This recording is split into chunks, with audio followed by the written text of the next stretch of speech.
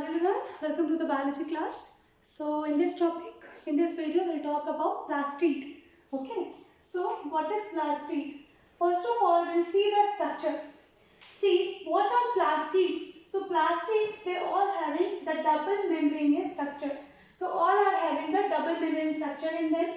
Now they are semi-autonomous. What is mean by semi-autonomous? Means they will have their own double-stranded circular DNA, the ribosomes, the protein, the tRNA, through which they will be able to make their own protein. Next is, where does these plastids are present? So they are present in the plant cell and they are also present in the photosynthetic protists such as euglenoids. Now, what is protoplastid? There is some term which is called protoplastids. So protoplastids is nothing but the precursor. So we'll call like leucoplast, chromoplast or chloroplast.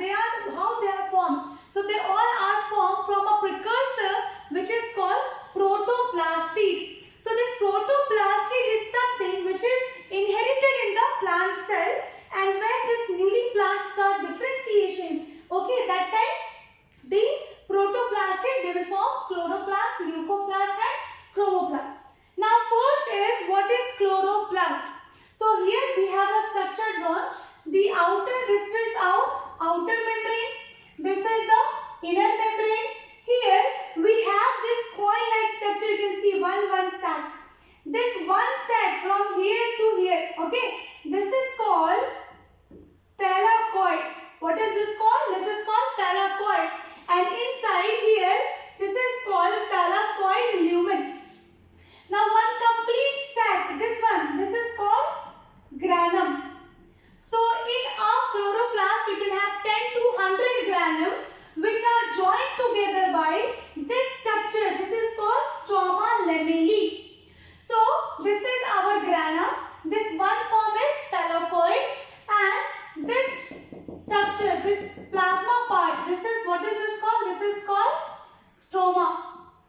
Okay, so just for the remembrance, we can just remember like these solid part, they help in the dependent photosynthesis process, light dependent photosynthesis process, and the stroma helps in light independent photosynthesis process. So when we study photosynthesis, that time I can easily explain you what is light dependent and light non-dependent photosynthesis. For this time, just for this sake, you can just remember that granum and thylakoid and the stroma lamellae, they are the part of light dependent photosynthesis, and stroma is a part of light independent photosynthesis. Next is, this protoplastids, sometimes they form elaioplasts. Now what are these elaioplasts? They do not have chlorophyll, rather they have yellow color pigment which is called photochlorophyll. Now when this happens in the night or night plant. So when the light comes, sometimes this elaioplast will get converted into chloroplast. Next is chromoplast. What is chromoplast? So they basically provide the pigment. They are highly rich in the carotenoid pigments. They give yellow color, the orange color, the red color to the flower, to the autumn leaves, to the fruit sometimes.